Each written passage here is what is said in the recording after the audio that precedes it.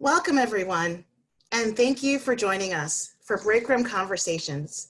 My name is Krista Bradley, and I am the Director of Programs and Resources at the Association of Performing Arts Professionals, based in what we now know as Washington, D.C., on land that was stolen from the Piscataway, Pamunkey, and Powhatan peoples, amongst many other Native communities whose histories have been obscured, altered, or erased. In addition to the Zoom platform, we also welcome our viewers on Facebook Live. Closed captioning will be available throughout the event and can be accessed by clicking on the closed captioning button at the bottom of the Zoom window as indicated. On Facebook Live, you can find Facebook's captioning option under the video player settings. If you have questions during today's conversation, we ask that you submit them using the Q&A box and put any general comments in the comments box. When adding comments in the comment box, please make sure to select all panelists and attendees as indicated so everyone can read them. While we won't be taking questions from Facebook Live, we encourage you to engage in the discussion with other viewers in the comments thread. Break Room Conversations was inspired by and developed in partnership with Sozo Creative. We also want to thank the Wallace Foundation for their generous support. This series was created in response to the COVID-19 crisis and its impact on the presenting, booking, and touring field. Our field has been in triage mode for months, working to stem losses, seek relief, and develop and share information to navigate the crisis. And yet many realize we need to reimagine how we work, both now and in the future. APAP and Sozo Creative, along with other artists, agents, producers, and cultural leaders, see this need too. We need to innovate our way through this crisis to recovery. More importantly, we need to transform how we think and how we work. With this in mind, we conceived and curated this series in 4 parts, a conversation in 4 acts that would help us understand where we've been and imagine a new transformative future. Then came the murder of George Floyd, followed by international public outcry and protests.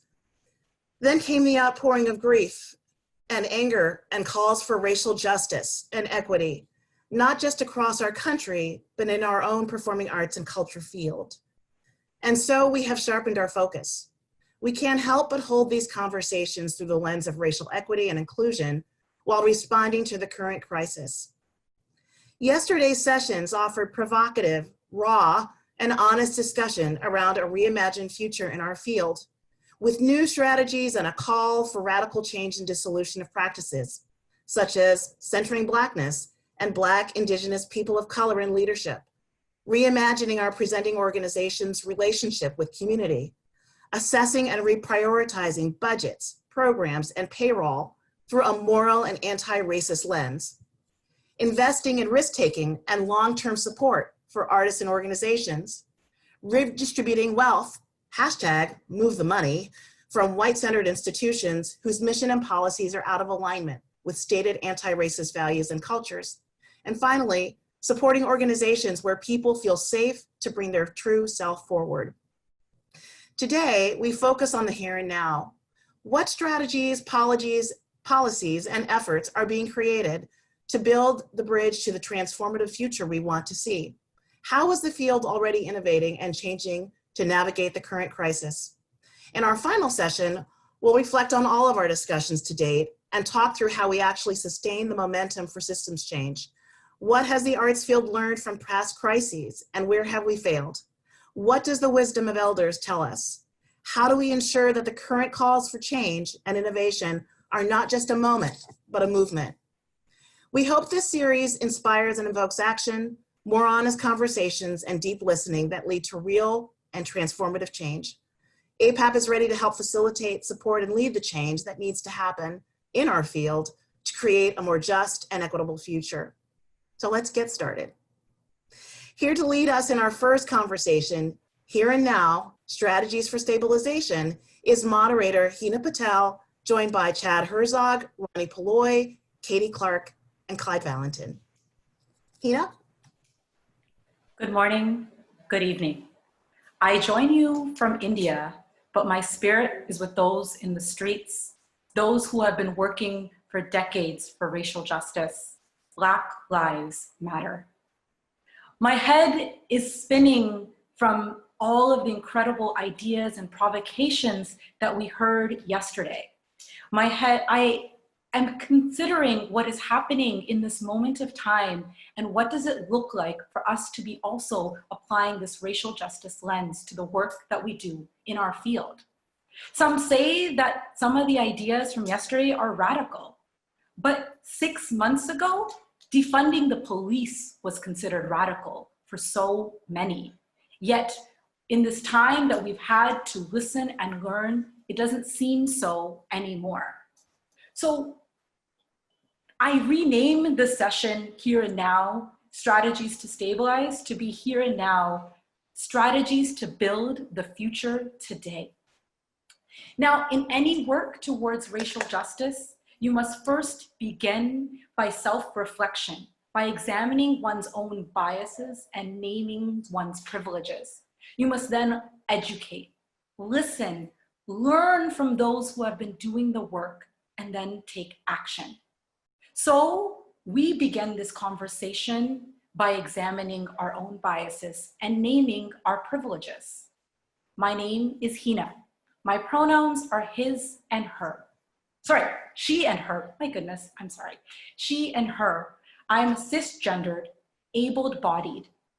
I am a South Asian, more specifically Indian, more specifically Gujarati, who comes from privileged caste and class. My community has built their success by trying to be as white adjacent as possible, by trying to be as palatable as possible to whiteness. We do this as a disservice and diminishing the Black community on whose labor and sacrifices that I have been able to be in the United States or even in Canada. These are the things that allow me to occupy a level of privilege and power within the arts field. Today, in front of you, I acknowledge these privileges.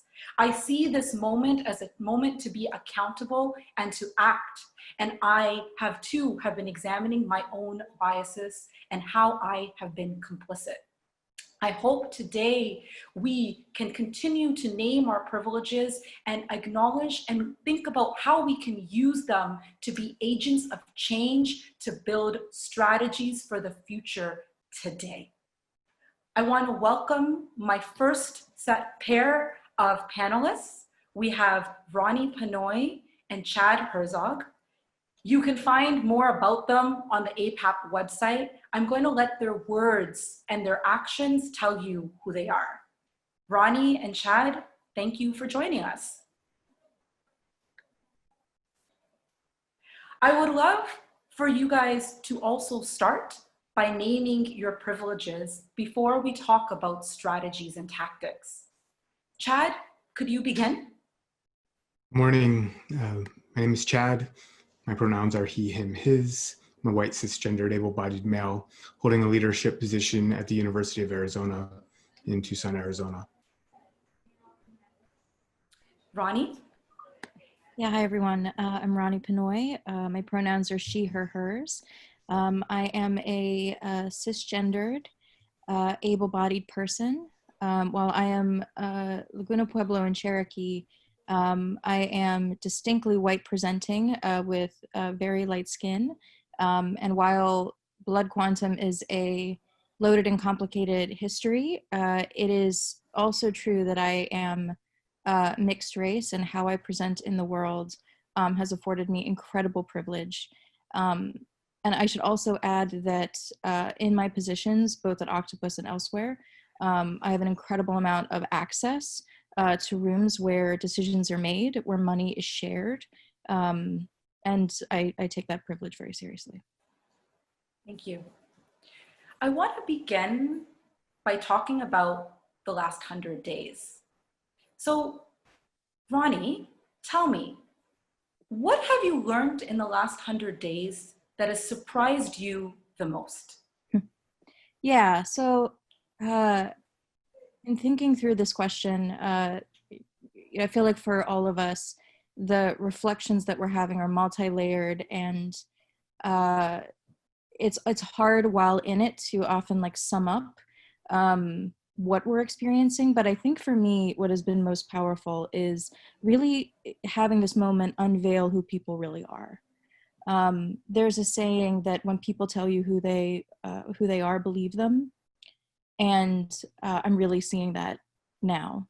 And I think what that is that I've been really moved and to see that in this moment where, as Heena said, change is something that radical things that seemed radical so not so long ago now seem so possible, right? So instead of this raging against the machine, I guess what I'm starting to see that is giving me massive hope is a group of imperfect people who are increasingly getting comfortable with the notion of failing, that are looking to make their own version of the machine and leaving people behind who don't want to be part of that work. And I think as much as we embrace that pivot, I have a lot of hope that this isn't about pushing against the walls and seeing what we can get anymore. I often joke that my superpower is in being diplomatic. And I think another realization for me at this time has been, in what matter is my own diplomacy actually colonized, and about trying to create a sense of comfort than actually saying, no, this is not okay. We need to make this change now because we can. And that's something that, with a lot of my colleagues, and I'll just quickly say this before throwing it back to you, Heena. With my colleagues at Groundwater Arts, we've been working on a movement called Agree New Theater. And it's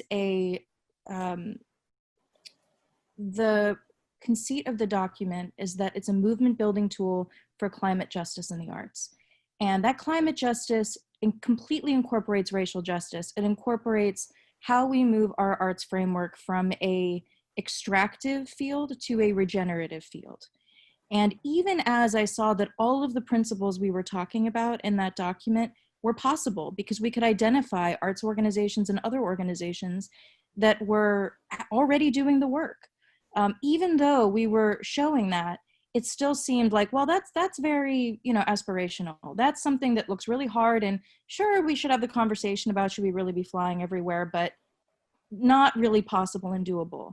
But I've been so heartened by the fact that there's more and more people who are seeing, oh, I can actually just take on that one piece of it and say, okay, I'm going to try to dig at that. I'm going to actually take that on and really do that. I mean, so I think there's a little bit of the world catching up to the impossible actually being possible.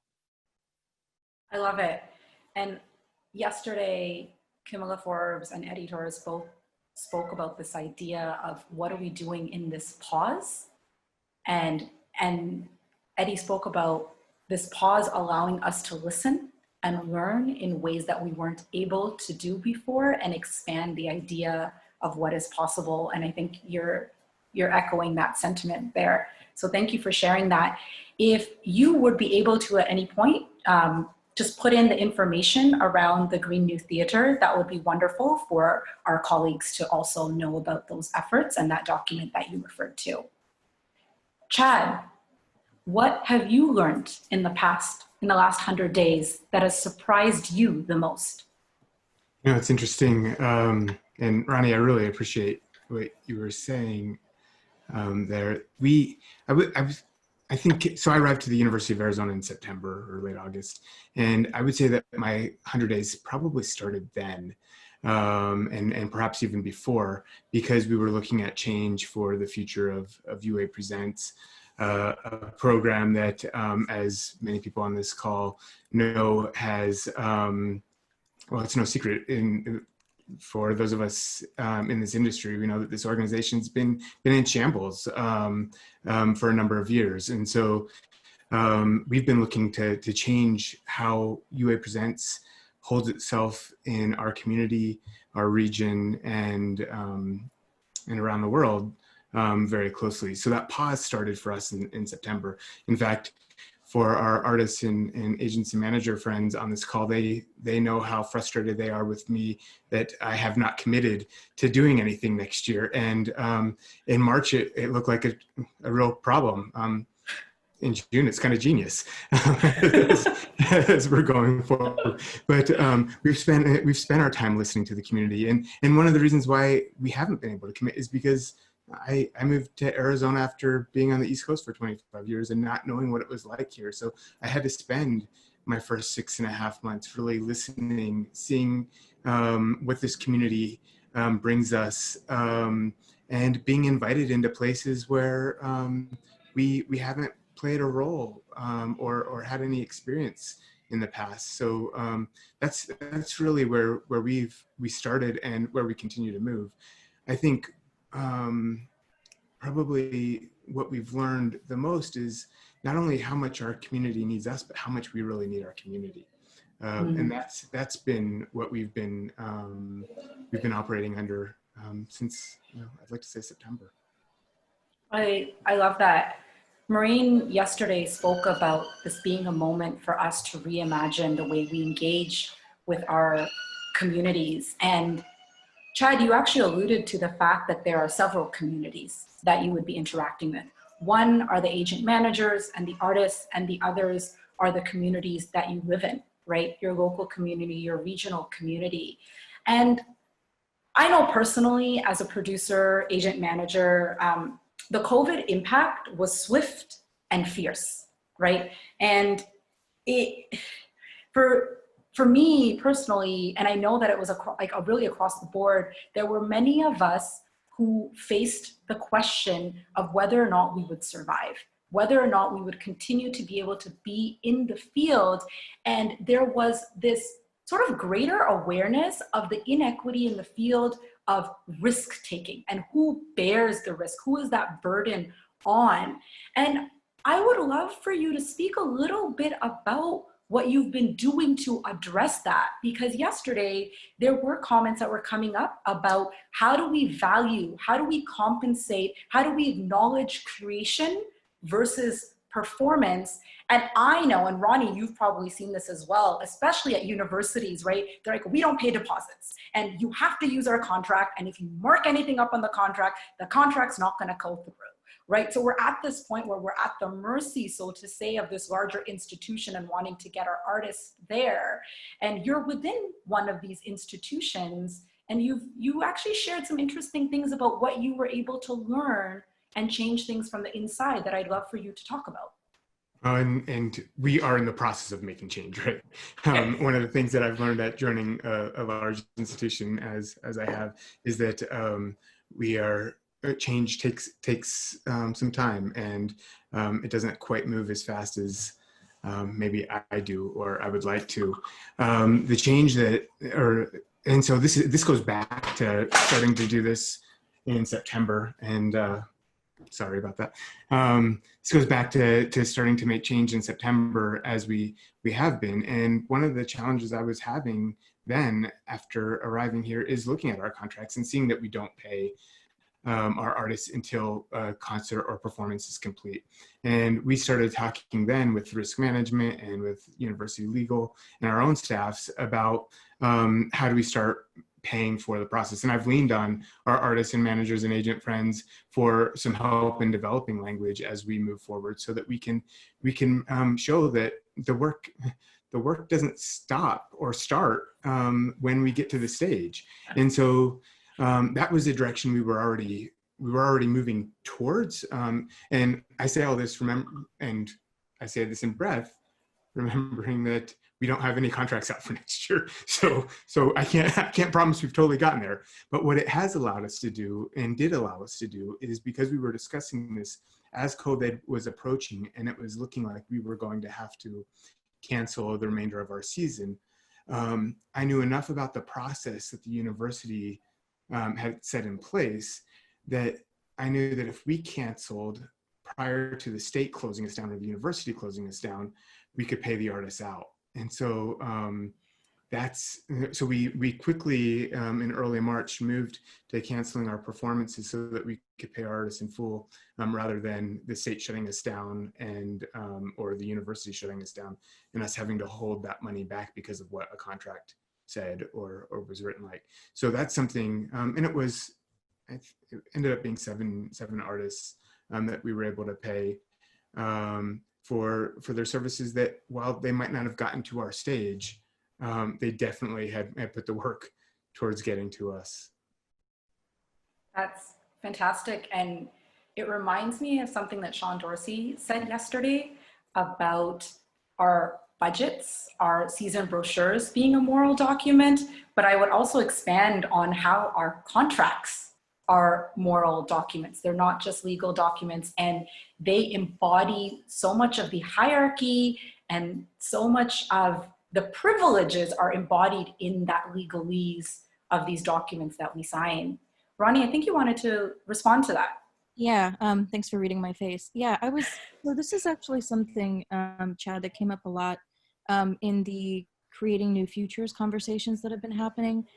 For those of you who may not know about this, this was a very organic movement that began with some amazing artists and agents and others in the dance and really primarily the dance field, and also the interdisciplinary field, responding to the COVID moment. So this, a lot of this happened before this kind of second wave of apocalypse that we've been experiencing with the murder of George Floyd and the nationwide protests.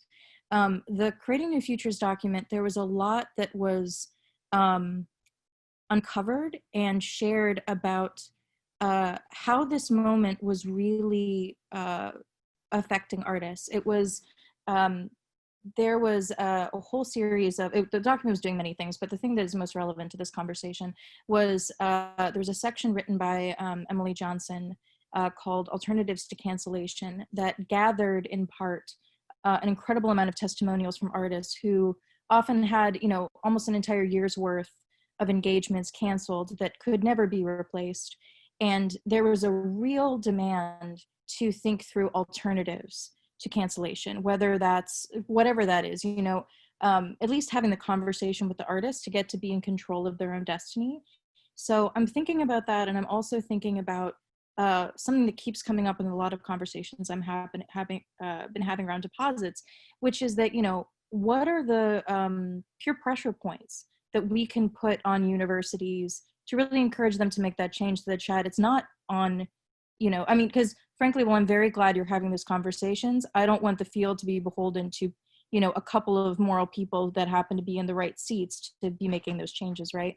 So how can the rest of us as a field, what is that lever? Is it APAP? Is it grant makers in the arts? Like, or, is there a peer pressure or shaming that can happen on, to universities around what this is? So I'm curious, Chad, if you've thought about that, and also how you're holding care for artists trying to kind of hold on to their livelihood at this time, and how you're thinking through those alternatives.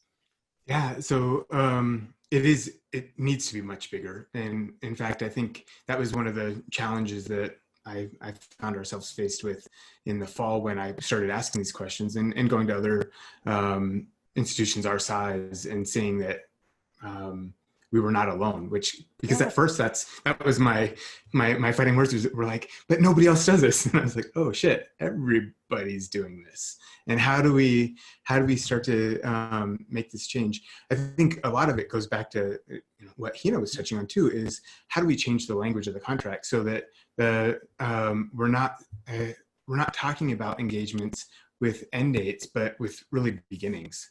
And so that when we start to talk about the beginning and the process that it takes to get there, that's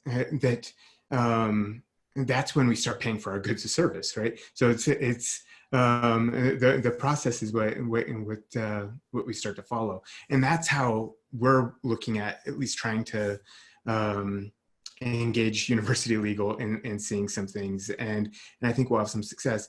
And I also think that that's how we as an industry should start to reframe these conversations, that it's not about we're presenting this artist on March 17th.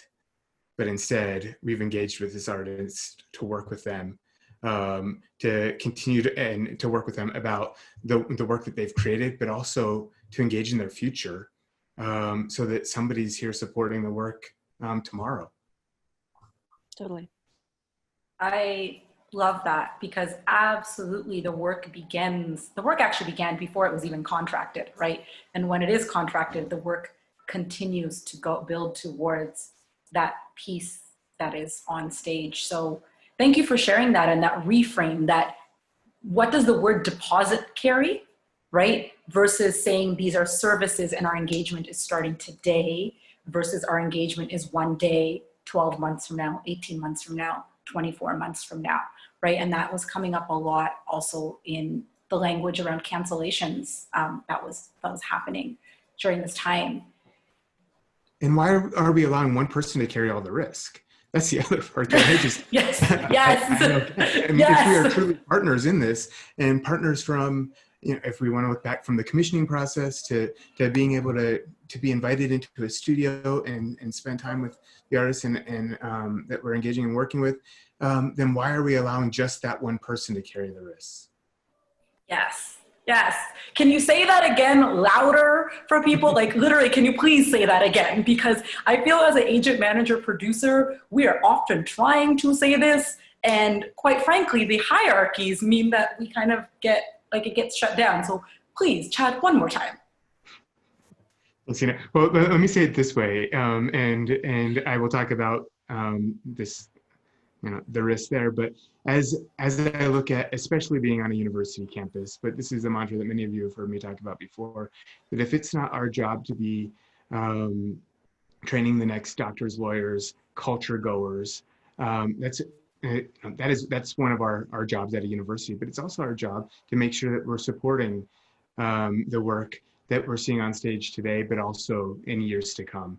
And throughout that entire process, and being at a university, we have this is a tremendous privilege we have to be able to open our spaces and to walk ourselves through this. And when we do this, we're doing so in partnership. And as we've talked, partnership doesn't happen on one side of the street, and it has to happen with hands together and with both parties sharing that risk. Love it. Love it, love it, love it. What I've been seeing a lot is we initially had this space of wanting to go back and then realizing we can't go back, which I think is great, right? And now we're not just looking at how do we move forward, but we're now really seeing that this is the time to transform. Transformation and change comes when we have the ability to transcend fear. Fear of doing it wrong, fear of the backlash, fear of losing funding, fear of losing your job. I would love for you guys to speak a little bit about a fear that you've had to confront, be it in the last 10 days, as we've seen this rising in mass awareness and building towards greater racial justice, or over the last 100 days, a fear that you've had to confront and the actions you were able to take after naming that fear. Ronee, we just heard Chad speak, so I'd love for you to take that. Yeah, sure. Yeah, so I think a fear I've definitely had while I've known how much was wrong and unjust and not equitable with our systems.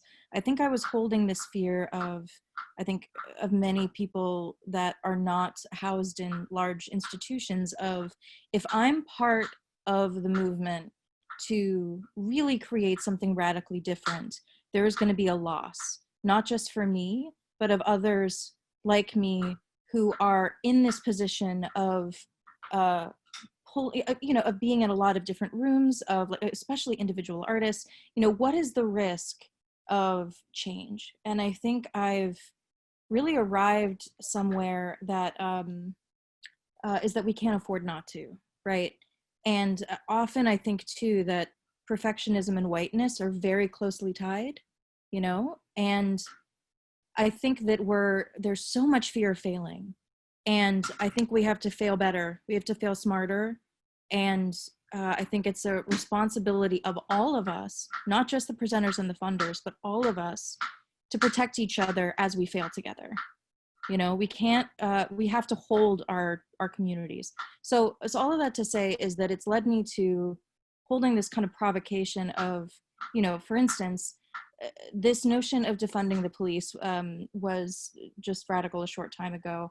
And I've been really moved by this notion that kind of a core entity like the police that has given financial resources, tremendous amount of financial resources to a great number of things that they're not necessarily well suited to do. And how could we actually redistribute that funding, redistribute the kind of training and support for the community to be more healthy? And I'm really fascinated by how we can actually use that thinking and apply it to the arts. So for instance, you know, what would it look like instead of one major institution receiving all of the resources and feeling like, oh, I have to do all things. I have to put these works on stage, then I have to do this thing for the community. And it's so big and it's structured in such a way that it's out of touch with the very folks that it's supposed to be in community with. It's the organizations that don't know people who live across the street, right? So how can we actually do that? And I think that it's totally possible.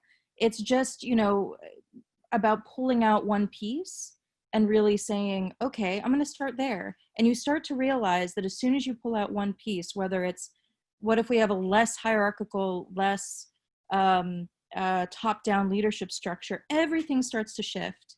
And you start to realize that one action actually has positive ripple effects. Anyway, so I think it's the real embracing of not being afraid of really immense change in order to, you know, whereas the arts I feel like is often the last to the party in terms of a lot of things in the world.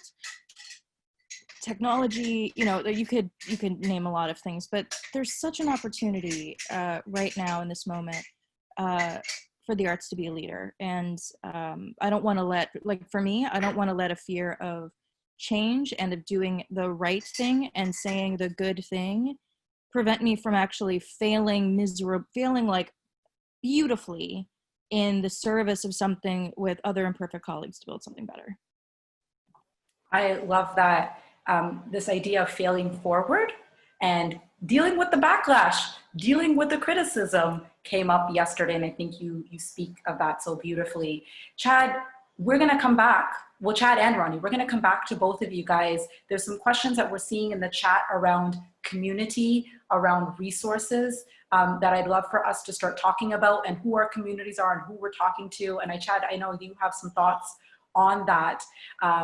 So thank you, Chad and Ronee. I'm going to invite Katy Clark and Clyde Valentin to the stage here. And again, I am going to ask both of you to first begin by naming your privileges as we begin this conversation. So Katy and Clyde, why don't we start with Katy? Hi, everyone. Thanks for the invitation. So I'm Katy Clark. My pronouns, start my video. Sorry, can you not see me? There I am. My name is Katy Clark. My pronouns are she, her, hers. I am a cisgender, white, highly and conventionally educated, white, European, more specifically Welsh, female.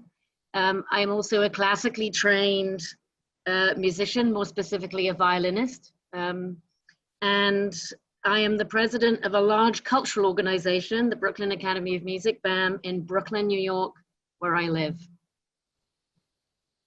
Thank you. Clyde. Yes, so my name is Clyde Valentin. I am a light-skinned, cisgendered Latinx man. My pronouns are he, him, and his. And I also work at a highly privileged, predominantly white, private higher education institution. And particularly my work here in Dallas, I carry that in any room I walk into, and I'm acutely aware and conscious of that privilege.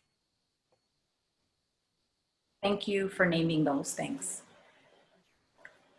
There was a question that was raised yesterday several times about how are we using this time to reimagine?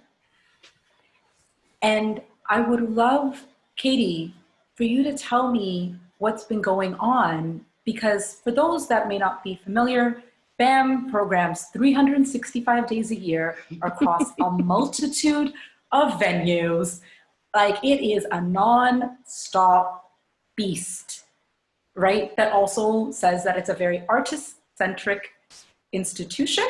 So there's a lot of things there that when I think about pausing or stopping feel challenging. So I would love to hear how you've been doing also at a historically white institution and what you've been considering during this time. Yeah, it's a lot. It's funny you use the word 365 days because, you know, I think about the fair question. I think about how we're managing. There's been this long fear at BAM about not being active enough. And yet that fear still came at a time when we were programming 365 days a year in multiple venues across multiple platforms and genres. We like to add, not subtract. We're still building, renovating, expanding. We thrive when we're busy, when we're always moving. So I think this moment has been, you know, it's been a real shock for the institution to stop, to slow down, to think and listen more deeply. And just to go back to something that Ronee said, she said that perfectionism and whiteness are very closely aligned. I would also say that I think urgency and whiteness are often very aligned, right? So a big lesson for white leaders like me and like some of my white colleagues at BAM is how to act with less urgency. So actually the last couple of weeks, enormous fear about needing to respond and needing to respond very quickly and actually having to step back and say, no, who are we listening to right now? How do we respond? Can we even respond? Those have been really complicated things. And a couple of years ago, we began anti-oppression work at BAM, which has been a long, messy, difficult, and complicated journey. I can't say too much about how that is going to change us because I think we just have to be where we are right now. But one of the things we do is we work in caucuses. We work in a white caucus. We work with Black and POC caucuses as well. And I think, again, this moment of slowing down is reminding us how to try and center that work at a time when over the last 3 months, we were in that adrenaline fueled triage mode when we once again forgot to center that work, right? So yeah, that's a lot, I'm sure, to unpack, but a lot of fear, a lot of slowing down, a lot of trying to listen and figuring out who we're listening to. And I would also say that you speak about whiteness being closely connected to urgency, but also fast-paced and constantly acting is connected to capitalist ideas and who is giving the money and what comes with the money, right? What expectations come with that money, I think is also really important. Clyde, before I come to you, I actually want to share something that a colleague put out yesterday, Bonnie Shaw from the Fox Theater in Tucson, that I think would be beautiful to bring into the space right now. It was that institutions cannot reinvent themselves entirely in 2 weeks. Indeed, we cannot even dismantle them in that time, let alone rebuild something new that will function in an unknown set of circumstances. People cannot simultaneously grieve, redo the work of an entire year, alter every operating procedure that has made work barely possible to begin with, and creatively generate thoughtful and viable alternatives while functioning with 25% of the staff. Leaders cannot alter every system, every process, every assumption, and then present a whole new sustainable model in a nice, pretty package for your consumption with the snap of a finger. She captures so many of the layers, right? Yes. which can feel overwhelming, right? But there's also some beauty in there of, yes, you can't do it all, but you should start.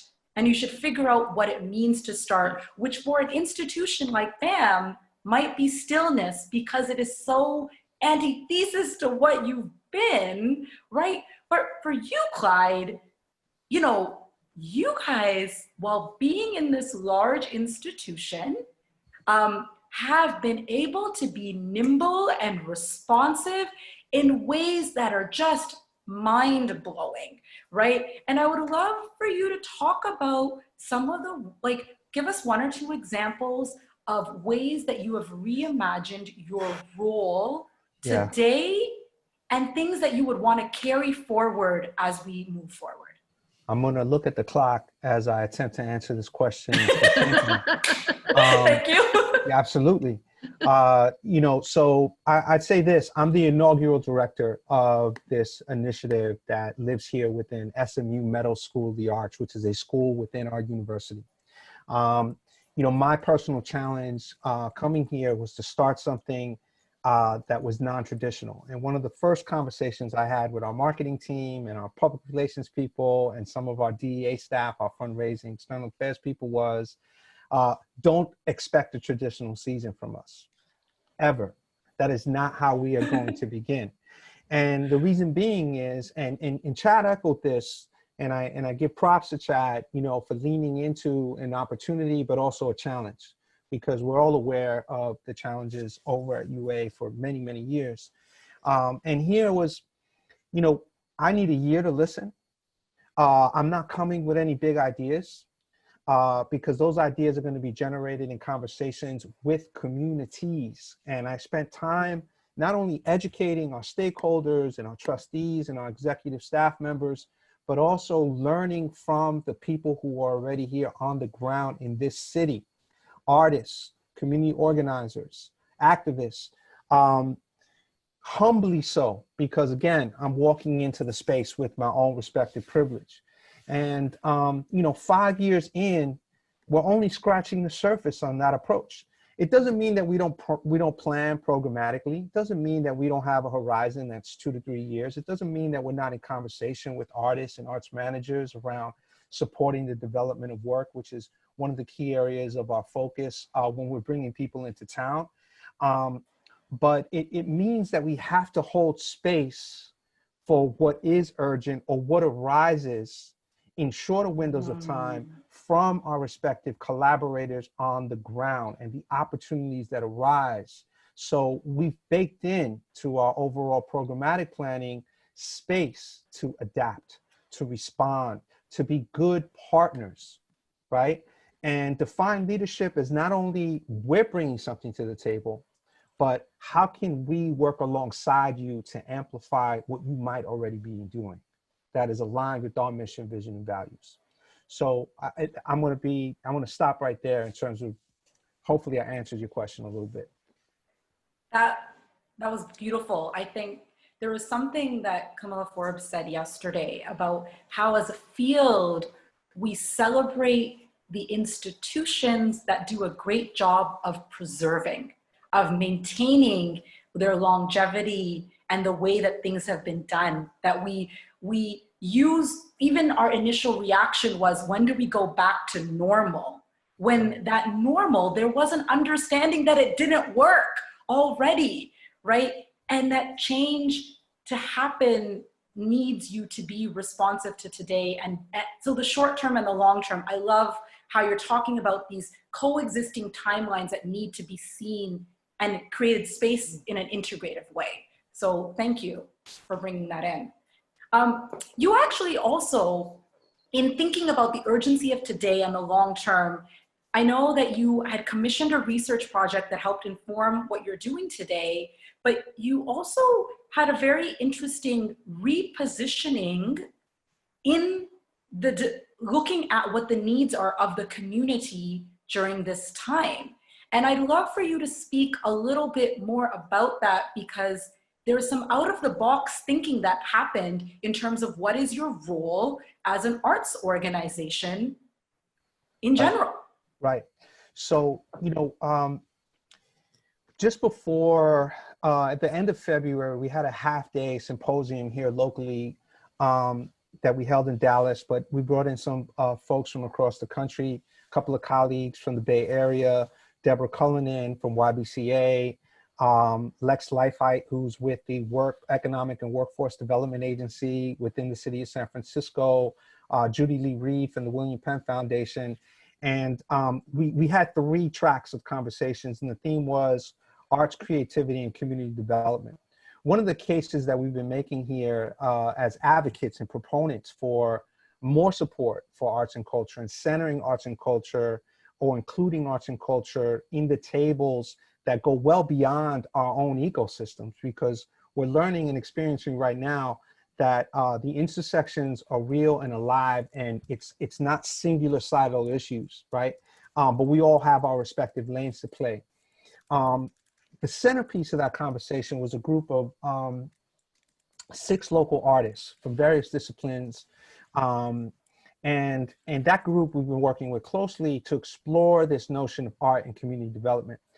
So we went back to that group, and as things started to shut down in this sort of initial triage mode where we were still kind of reacting, and I would say that we still are reacting, and said, what's going on right now? What are you doing?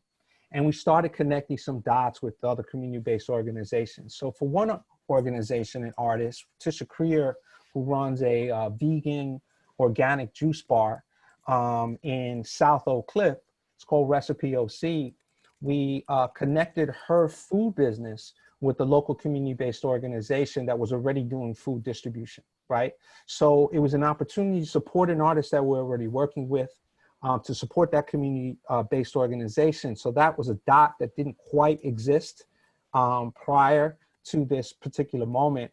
And we started distributing organic plant-based food specifically to senior citizens in that neighborhood, So that was just us quickly connecting some dots and still supporting an artist who's invested in their own community as a small business.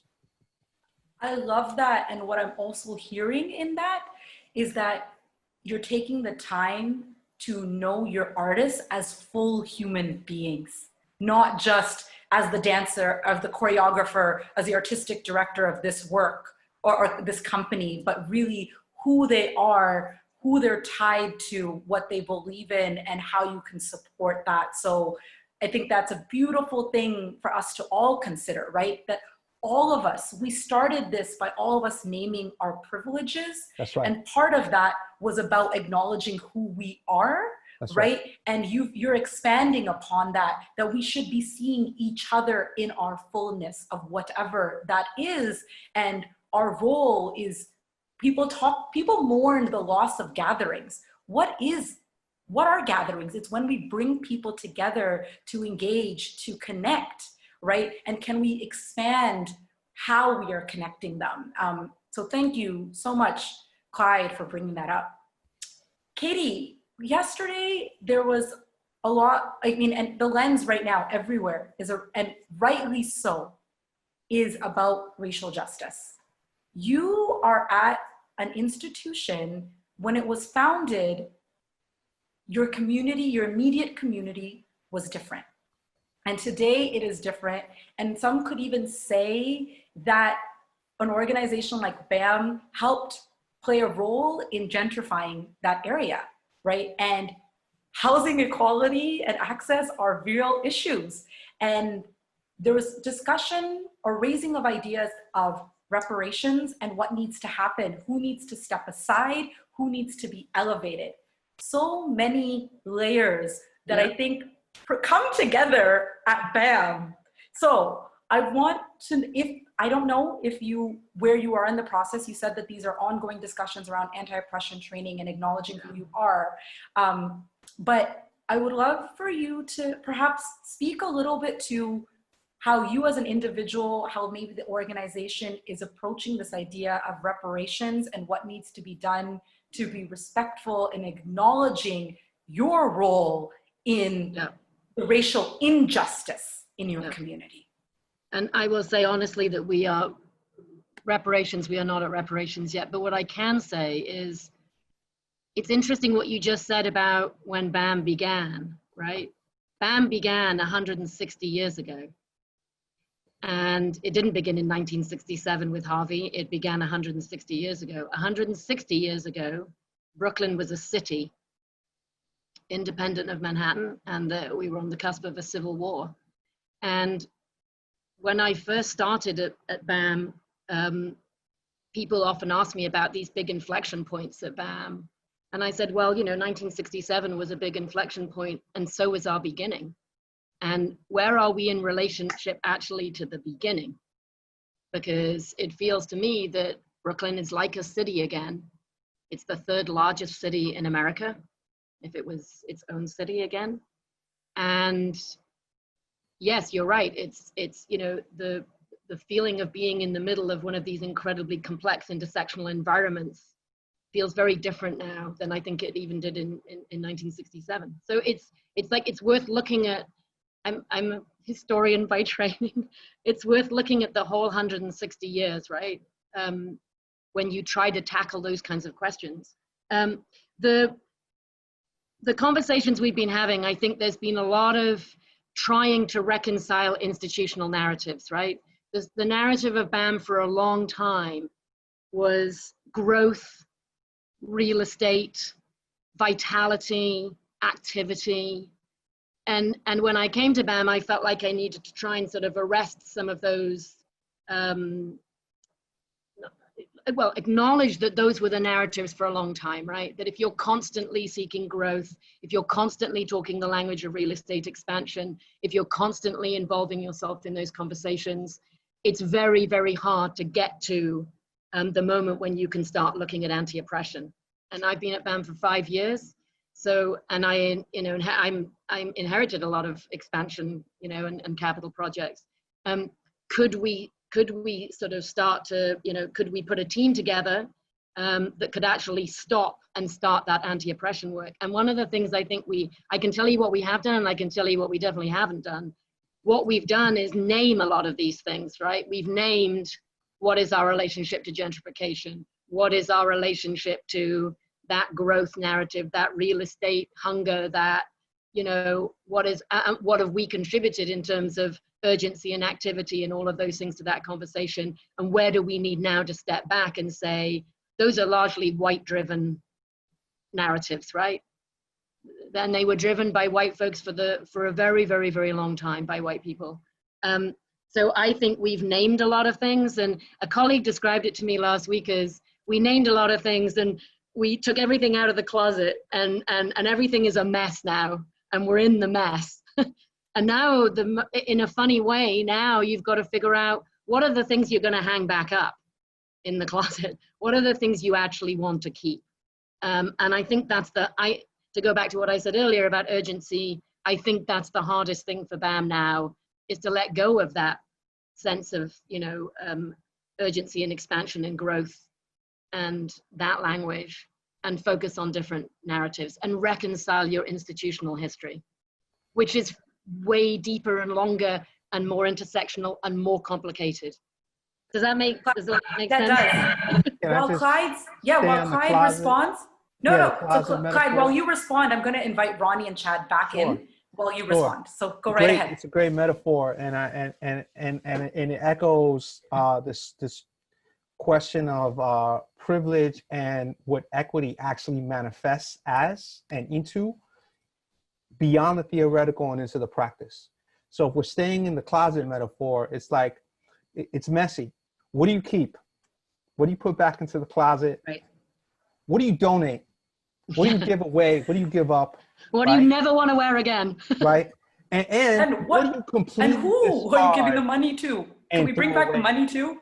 And that's the process right there. You know, it's not just what do you keep. It's those three things, because sometimes you think you want to give away something that has value and nobody wants it.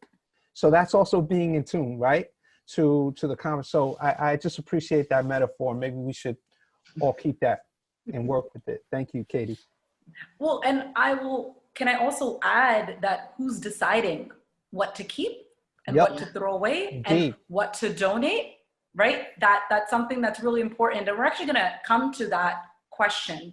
But before we do that, in the chat, there's been this beautiful exchange that's been happening in response to the statement that I shared of Bonnie's. And Ronee, you had this beautiful response to it.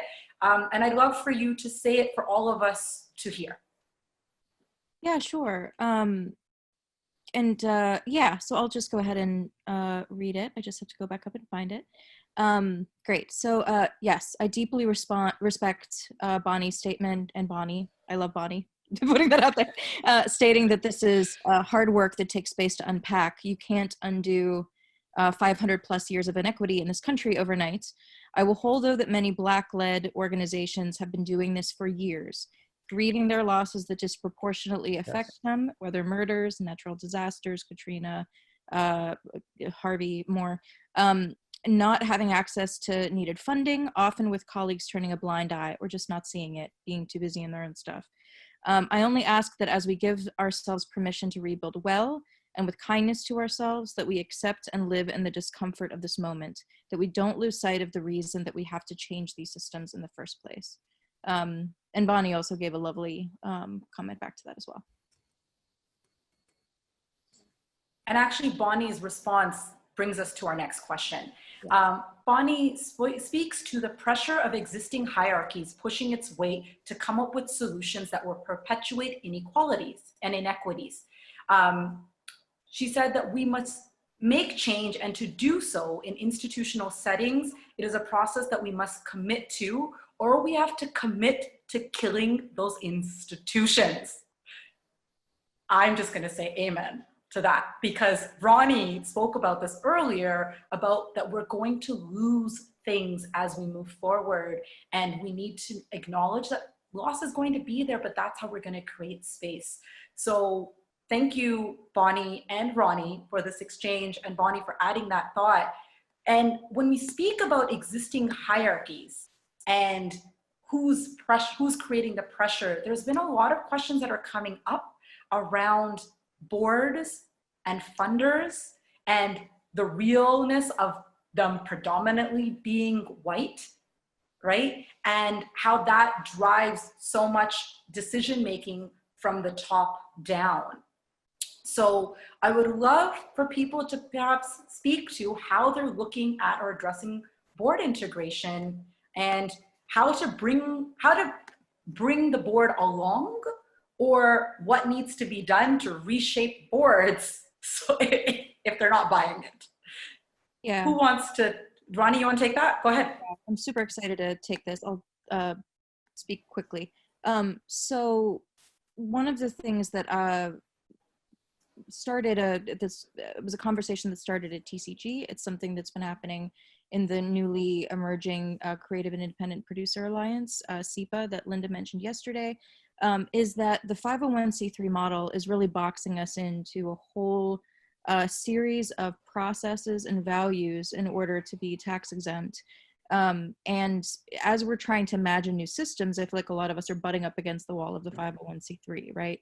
So I do think that there are other options out there that I know I'm really interested in trying to get in spaces where that information can be more accessible, so that we can try to, you know, explore what those are. So like Beatrice Thomas mentioned recently, the co-op model that is used in many places that I think is really useful to see. There's also a limited profit company. Someone in the chat will probably rescue me in saying the name of it, but just to say that L3 L3, sorry, yes.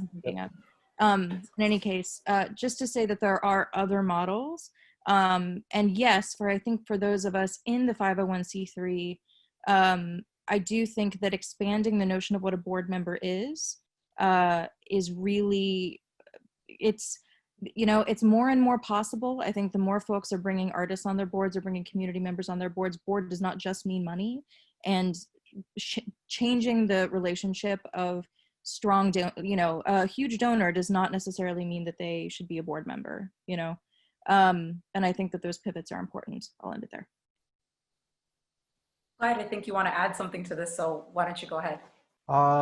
So the work I referenced there earlier, coming out of YBCA, is called Culture Bank, and it's precisely this sort of notion of how do we move beyond the thinking of traditional 501c3s to recognize the impact that artists are having, not only in the creation of their art and the effect that it has on all of us, but in recognizing them as key stakeholders in their community, and that vitality and beauty also has other residual effects that we are not valuing, acknowledging, or investing in. And I think that that is really hard for arts and culture organizations to wrap their head around, although I could clearly see theater organizations. I mean, BAM had a local community development corporation. I mean, that work started 20 years ago, right? Yeah. I mean, you know, but it was centered around the institution, not necessarily individual artists that also made Fort Queen a beautiful place to live, right? And I think that's sort of like the distinction that we need to start unpacking and investing in moving forward. I love it. And I will also bring in something that was Eddie Torres touched on a little bit and got me thinking, as someone who has a lot of friends who are in the tech space and are entrepreneurs, especially in Silicon Valley, that venture capital invests in risks, and also VCs tend to invest in people, not in a specific idea, right? So as we examine how we are reimagining, right, we're so focused in on these ideas versus looking at the people, and what Clyde, you're speaking about is investing in people and lifting up people. And there's also this thing that created waves, right, which now feels so unradical, but when it came out, it was radical, that Goldman Sachs had said that they wouldn't help companies go public if they didn't have at least one female board member, right? Blows my mind, right? But at that point, it was like more than 60% of companies didn't even have one female board member. But can we learn from that, right? That grant organizations aren't gonna give money to institutions unless their board looks has certain things, right? And at some point it's the checkbox model, but where do we begin? And putting pressure from the top and the bottom and all the way around, right? To start creating these shifts and changes. Katy or Chad, did you want to add anything into this idea of board integration and who we're talking to? I did see something that was in the chat, Heena, if you don't mind my sort of piggybacking. Go ahead. There's a big question about white leadership, I think, and about when it's time for us all to be not, I'm speaking for myself clearly, when it's time for us just not to be the deciders. And I think one of the big challenges is when you're in a role where you're perceived a lot by the people who you answer to as the decider, and you hold all this privilege, how do you divest of that privilege and power?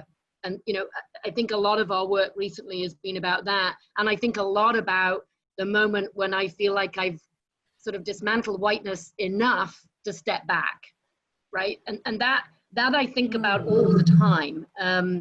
I hope somebody will tell me when, or I will realize, but I think that's really important when you're still doing that work in a large, predominantly white institution is, I just want to say that I think about that a lot because it came up on the chat about, who are the deciders and why are they all still white people, and when is the moment where those people actually decide to step back? And I'm just saying, for the benefit of this public discourse, that I think about that all the time. Well, Chad, we actually touched base a little bit on this, and you alluded a little bit to this, that you knew that you were stepping into an organization that has lots of problems and there's been some very public statements and acknowledgement or speaking of the discrimination and all of that in this space. And you are a cisgendered white male that chose to take up a leadership position there. And you and I sort of spoke a little bit about the process and why you chose to do that. And I would love for you to perhaps share that with all of us here, because I think it connects well back to what Katy was speaking of. It definitely connects to what Katy was saying. And I think echoing what Katy is saying and checking ourselves is something that we have to continue to do over and over again. And so even when I think back to, and I think Mary Lou Leski's on this call right now, trying to, if it was 4 years ago when she left the festival, and the board came to me about taking that position and or stepping in and taking her position. Hi, Mary Lou. And it was then that I checked myself and I said, the festival doesn't need a white male as its executive director right now. That's not what this festival needs. That's not what New Haven needs. And that's how I stepped back from taking that position. It was, in some, when I talked to our colleagues, some said, well, why would you do that? You're giving these opportunities.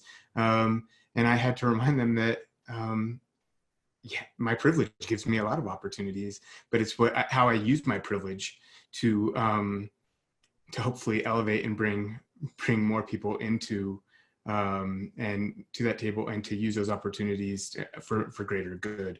And so we did that at the festival. And when, as you alluded to, with me taking this job at the University of Arizona, I think we have to first mention that my job at the University of Arizona has not been filled for over 5 years. So I know there's, we know the articles and stories that you bring up, Heena, but there hasn't been somebody in my job at the University of Arizona, because the University of Arizona has not really committed to the arts or being a player in the arts for a number of years, and so contracted out a lot of the services. That is no excuse, and is also no, I can say, did not rely or help me come to a decision to move to Tucson. Me coming to the decision to even apply for this job was speaking with a lot of my mentors and people in the field, many of you on this call right now, checking with my good friends who are people of color, women of color in the arts, saying, is this crazy for a straight white male to be jumping into this position? In which I was assured that if there was something wrong here at the University of Arizona, and I've never asked to call her out on this, so I'm not going to mention her name, but if there was something wrong at the University of Arizona, that if somebody could change it, she assured me that I could. And that's why I thought that, okay, I can go ahead and apply for this job and consider taking this job. I can tell you that I spend a great deal of time listening. That's if I had to name any of the qualifications or things that I do, it's truly listening. And I've spent a lot of time getting to know this community, listening for change, and realizing that any experiences that people who have been here before me have had are experiences that I will not, because of who I am and the privileges I've been given. I guess it means that, when I change an organization, I hopefully change it by moving forward. It doesn't mean that I get to ignore the past, but realize that I can't change the past, but instead learn from it and continue to push to move forward. Thank you for that. It actually brings up a really interesting thing that I've been seeing circulating on Facebook over the last couple of days about hiring practices, particularly for positions of great power within institutions. Now, this is a bit of a curveball for all of you, because this is not something that we discussed, has come up in our conversations, but it was brought up that a lot of the organizations or the mechanisms to identify candidates is a process that is very white-centric. And I am wondering if any of you have strategies or tactics that you might offer up on how we change the hiring pipeline and procedures. Because we have to put Black, Indigenous, people of color, differently abled, and trans people in these roles. So let's talk about how we're gonna do that. Ronee, go ahead. Yeah, I'm excited. So one thing that I think is really critical is, if we're all recognizing that there is work that has to be done in terms of building community. And I want to put a quick sidebar to say, for me, what community means, because I think there was a question in the chat about what does community mean to you? What does that word mean? For me, it's who you're accountable to, right? And I think that we need to be accountable to more than our immediate family and our staff if we're actually going to build the society that we want to build. It's required. That is what we need to do.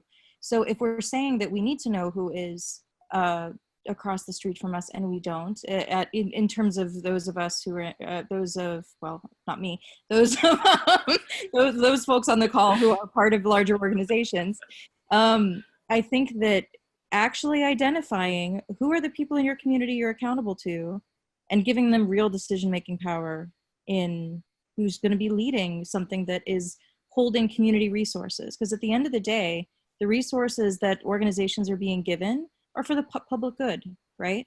So actually have, give your community a seat at the actual table. It's not as panic-inducing as you would think.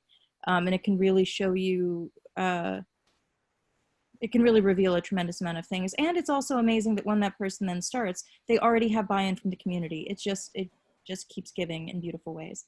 I'm also just gonna share something that, I've seen. Oh, 1 second. I'm just gonna add, and pay them well. Pay them how much you would have paid that white male if they were doing that role. Like, let's make that the benchmark. Sorry. Yes. Please, go ahead.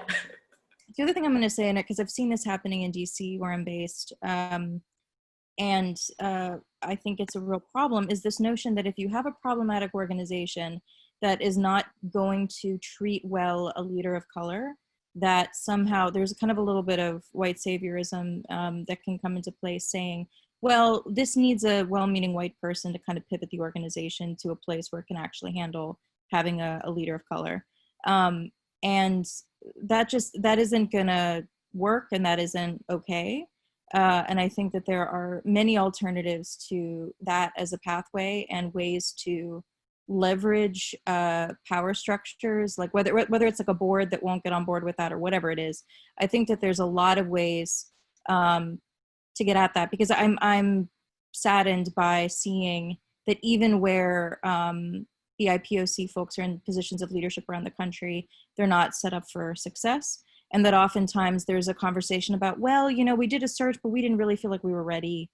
That's a moment that's happening right now. And if anyone wants to dig in on tactics for that, I am all on board, because, I've given that a lot of thought. I know Clyde is ready to jump into this conversation and say something, so let's hear it. Well, I just think about within TCG and the work that so many folks, theater makers of color, have done to have the opportunity to become artistic directors, less so managing directors of many of these institutions. And what Ronnie's pointing to, right? Like, not having the support, everything that the collective letter is addressing, in terms of just the symbolism, right? But your question was, how do we actually recruit more leadership? And all of us on this call and listening in full well know that part of access is, the headhunting organizations that specialize in filling these positions, right? And they can't be let off the hook either.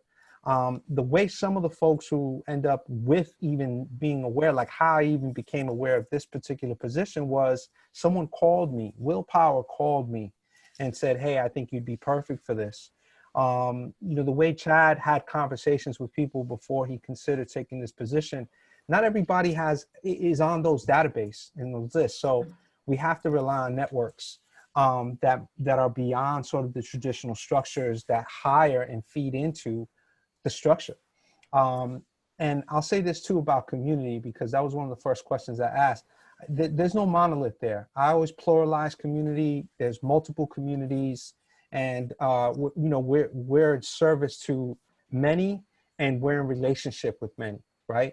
And I look at that, and I do my best to maintain relationships across communities in our city.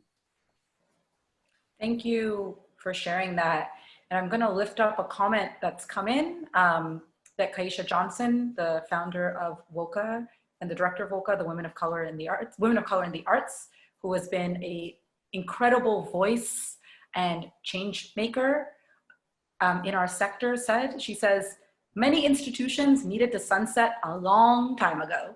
Many institutions in service to the people will replace them. So we should not have this fear that there's gonna be a vacuum and nothing's gonna happen. She says, let's focus on what we'll gain, not what some people think that they'll lose. And that circles back so much to what Ronee said at the top of this call, that there is going to be loss and we need to accept that. And that when you talk about infrastructure and institutions and their culture being white supremacist culture and not supporting not supporting leadership that looks different, right? Then maybe we really need to be looking at, does that institution need to exist? Does that institution need to get funding, right?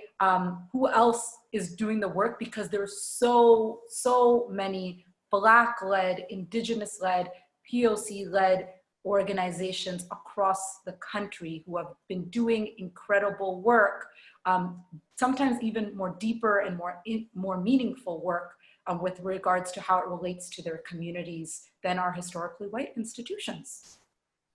So I'm just gonna say that. I'm just looking at time and I want to be mindful of time. So one last question for us to close. What is the question that you are holding as you work to build the future today?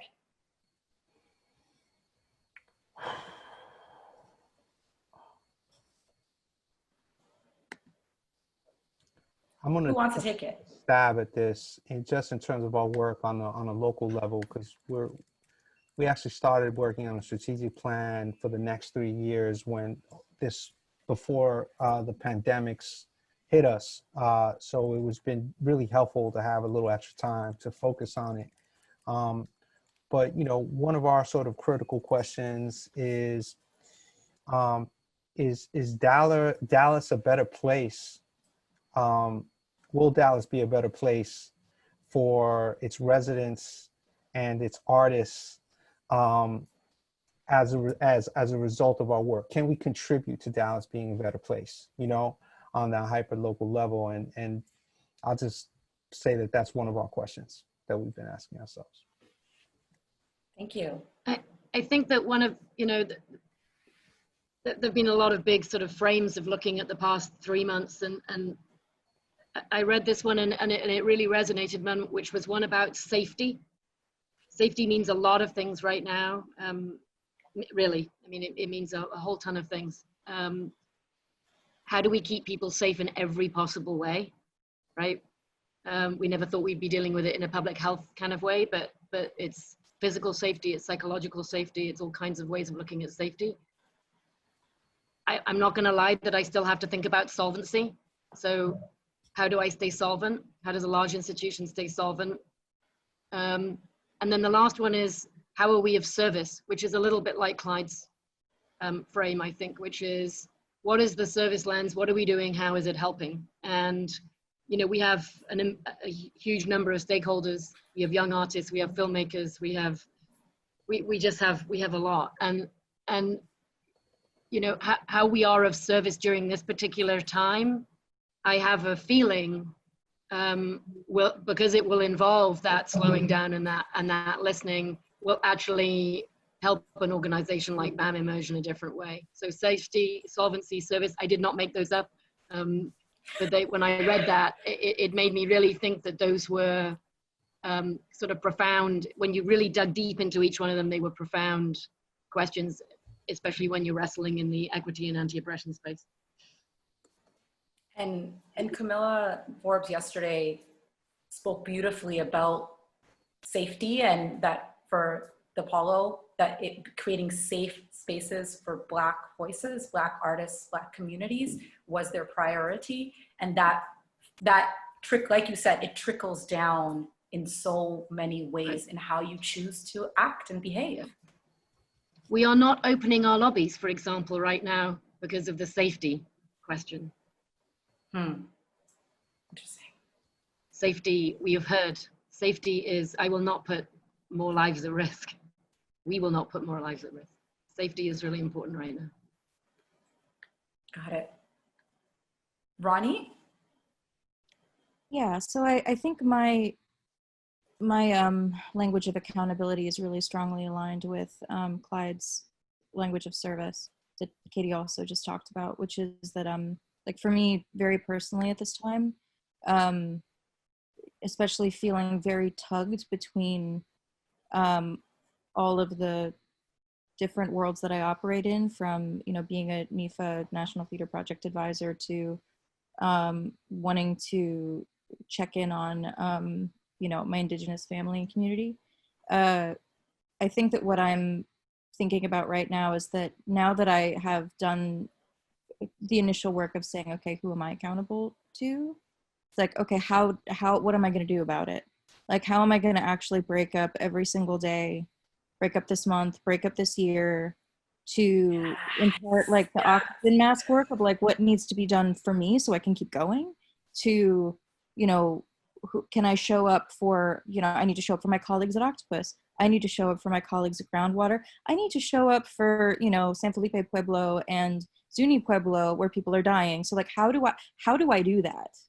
And kind of mapping that out and thinking through what that looks like and what role it makes sense for me to play. And that's real hard, and I don't have any easy answers. But I love that. Thank you for sharing those layers of consideration, that this is hard work, this is uncomfortable work, and we want to do this work for a long time.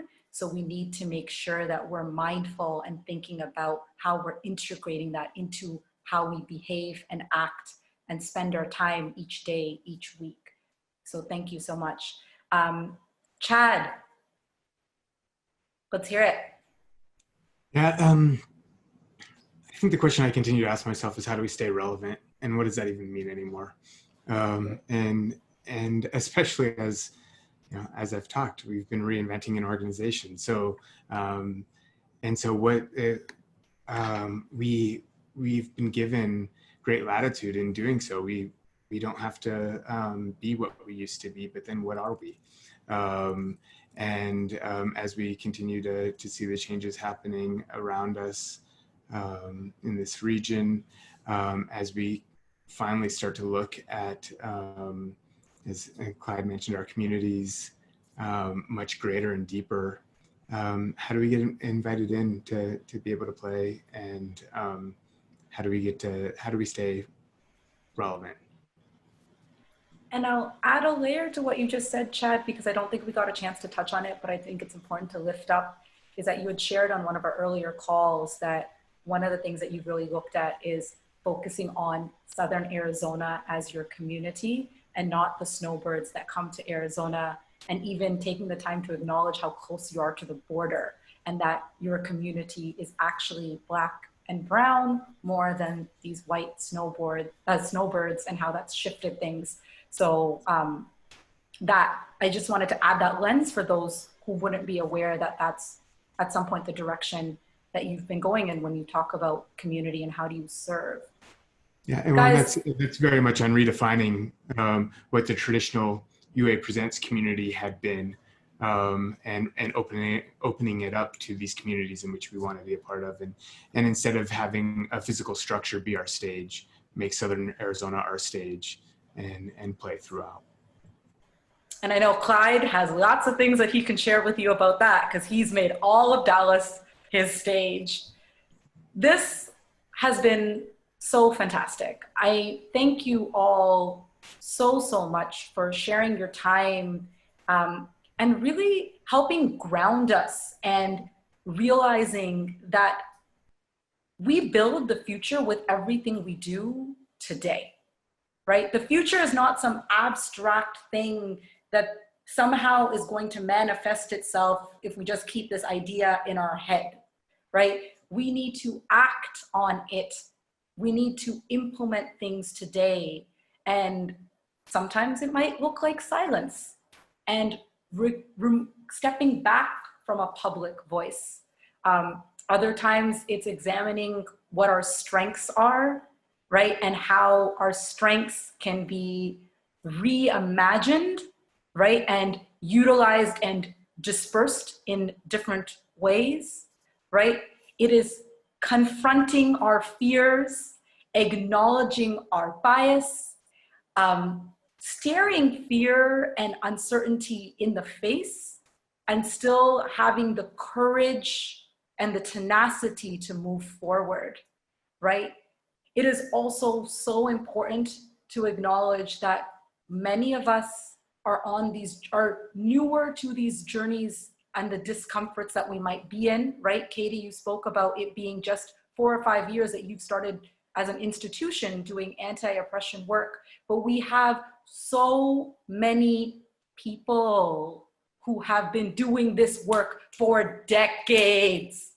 So I encourage everyone here to look to those organizations and what they have been doing, because we have so much to learn.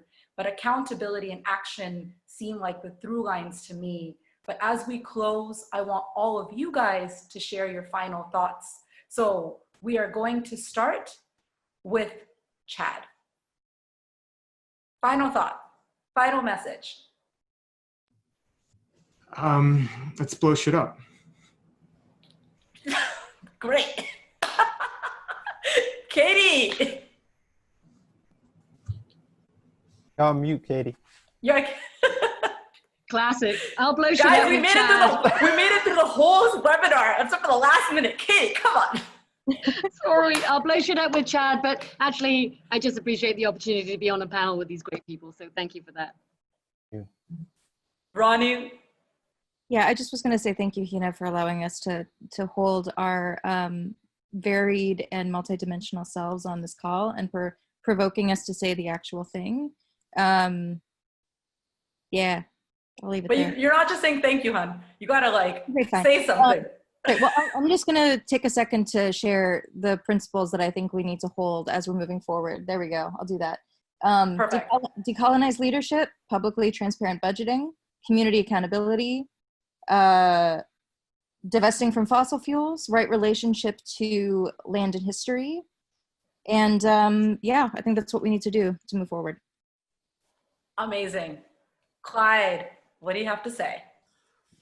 Well, to your point, I wouldn't be here without the support and knowledge that was bestowed to me by people like Maureen Knighton and Roberta Uno and Luis Gardner Costa. Like so many people that I can name that are elders that have taught me and showed me a way. But something for all of us is that we're in the business of supporting artists and making culture. And regardless of the structures and the changes that we can't even anticipate right now, because the one thing we can't anticipate is that more change is coming. We are past the point of, whatever normal or going back to something. We're still in that business. They're still artists. We're still storytellers. We're still questioning and challenging things. We're still providing beauty to the world. And we're still telling our stories. So let's just keep it on in that regard for all of us. I love it. You guys have been phenomenal. Thank you guys. And not just you as our panelists, those in the chat have been adding so much here. So thank you all for your participation. I think we're doing a university hackathon. If you missed it, Clyde is like, I got tactics on how we're gonna break down the university systems. So we got work to do, but the work starts today. The work starts today. Be accountable, find out who you're gonna be accountable for, and take action. Thank you, APAP, Rika, Bamuthi, Sozo Creatives, everyone for allowing us to convene and share our thoughts. Much gratitude to you all. Krista, take it home. Thank you so much. You guys rocked. That's not even on my script. Thank you so much to this amazing panel, to Heena and Katy and Clyde and Ronee. We've come to the end of a great provocative discussion. I want to let you know that this session was recorded and posted on the APAP website in the next few days for future viewing, along with a full transcript of the conversation and the chat box. Each session's recording is also immediately available for you to watch and share from APAP's Facebook page. APAP looks forward to following up with resources and efforts and partnerships inspired by today's conversation. We will now take a little bit under an hour break, and we'll be back here at 3:30 Eastern Daylight Time to kick off our final conversation, how we got here and how we never get here again, with Ronee Williams-Niles, Ken Foster, Jowle Zolar, Stefan Harris, and Bill Bragan. See you in a bit.